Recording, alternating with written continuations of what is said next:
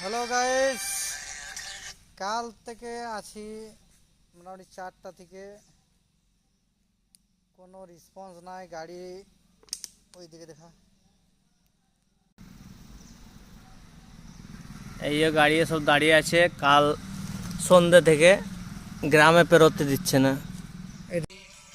তারপরে কাল থেকে ভাতের মুখ দেখি নাই। দুটো পুরি খেয়েছি, তাতেও আবার এত তেল পুরি গেলাতে আর মানে এখন 12টা বেজে গেছে, কোনো খাবারের কোনো যোগাযোগ নেই। এইখানে দাঁড়িয়ে আছি, এখন কী যে হবে কোনো ঠিক নাই। পুলিশ কিছু আসে নাই, চাঁদার লেগে বলছে 2.5 লাখ টাকা নিব, তারপরে গাড়ি ছাড়বো। কালী পুজো জঙ্গলটা দেখা, এই জঙ্গল আমাদের সুলনশট্টি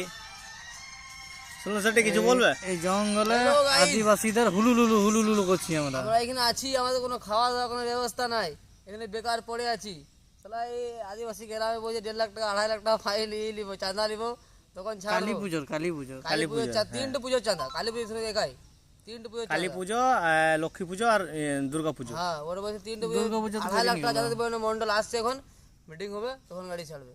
নাহলে বলছে খাওয়া দাওয়া কিছু করতে দেবো না, জান থেকে মেরে দেবো। তো আমাদেরকে লাস্ট ব্লগ ভিডিও এটা হয়ে গেছে, আমাদেরকে মেরে দেবে এবারে। 2.5 লাখ টাকা তোমাদের হয়তো দিয়ে যাও। আর নাইলে ভাই ড্রাইভারি লাইন ছেড়ে দাও, ড্রাইভারিতে সুখ নাই।